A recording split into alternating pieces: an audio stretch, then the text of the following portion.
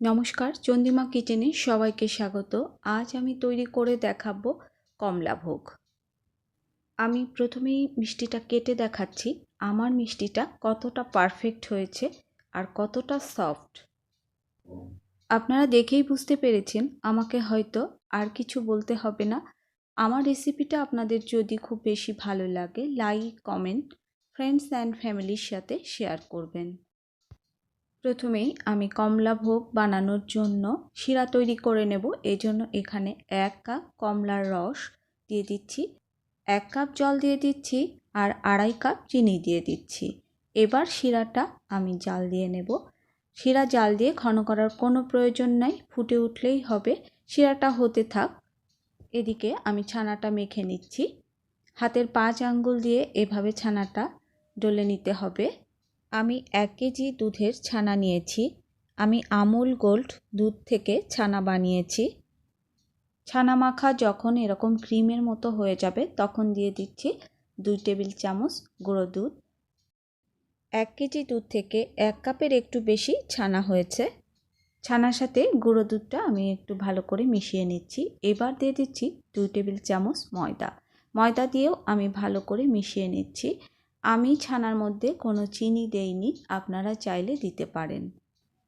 আর ছানাটা কাটার সময় দুধ জাল দেওয়ার পরে আমি 1 কাপ কমলার রস দুধের সাথে মিশিয়ে 1.5 টেবিল চামচ ভিনেগারের সাথে 1.5 টেবিল চামচ জল দিয়ে ছানাটা কেটে নিয়েছি। এবার দিয়ে দিচ্ছি সামান্য অরেঞ্জ ফুড কালার। একবারে বেশি কালার মেশাবেন না, অল্প অল্প করে কালারটা মিশিয়ে দেবেন। আমি 2 বার কালার এখানে দিয়েছি। এবার ছানা মাখা হয়ে গেছে। এবার আমি ছোট ছোট লেচি করে নেব। আমি 10টা লেচি করে নেব। আপনারা আপনাদের পছন্দ মতো লেচি করে নেবেন। আপনারা চাইলে এখানে 12টাও করতে পারেন, 11টাও করতে পারেন। আমি একটু বড় বড় করেছি তাই 10টা করেছি। দেখুন আমার হাতটা কিন্তু তেলতেলে হয়ে গেছে। আর পারফেক্ট ছানা মাখা হলে এরকম হাত তেলতেলেই হবে। এবার একটা লেচি নিয়ে গোল গোল করে রসগোল্লার শেপ দিয়ে নিচ্ছি। পারফেক্ট মিষ্টি বানানোর জন্য অবশ্যই ভালো ছানা প্রয়োজন। আর ভালো ছানা ছাড়া কখনোই ভালো মিষ্টি বানানো সম্ভব নয়। আপনারা যদি ছানার রেসিপি দেখতে চান, আমার চ্যানেলে পারফেক্ট ছানার রেসিপি দেওয়া আছে, আপনারা চাইলে দেখতে পারেন। আমার এই মিষ্টি বানানো দেখে আপনারা যদি বাড়িতে তৈরি করেন, আশা করি আপনারা প্রথমবারেই সফল হবেন। এভাবে আমি সবগুলো রসগোল্লা বানিয়ে নেব। আমার পাশে থাকার জন্য আপনাদের অনেক অনেক ধন্যবাদ। আর আপনারা যে এত সুন্দর সুন্দর কমেন্ট করেন, সত্যি আমার খুব ভালো লাগে। এদিকে শিরাটা আমার রেডি হয়ে গেছে। এবার শিরার উপর চিনির যে ময়লাটা পড়েছে সেটা আমি হাতা দিয়ে ফেলে দিচ্ছি। এবার মিষ্টির বলগুলো আমি ছেড়ে দিচ্ছি। মিষ্টি প্রথম থেকে শেষ পর্যন্ত হাই হিটে কুক করতে হবে। মিষ্টি সবসময় হাই হিটেই কুক করতে হয়, কখনোই লো হিটে কুক করতে যাবেন না। একটু লক্ষ্য করবেন, দেখবেন একটু পরে মিষ্টি ফেনাতে ঢেকে যাবে। আমি 1 চা চামচের মতো ময়দা ছিটিয়ে দিচ্ছি, এতে ফেনাতে ভরে যাবে।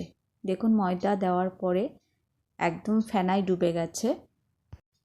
আমার মিষ্টির কড়াইটা ছোট হয়ে গেছে তাই ফেনা পড়ে যাচ্ছিল, তাই আমি হাতা দিয়ে এভাবে দুল দিয়ে দিচ্ছিলাম।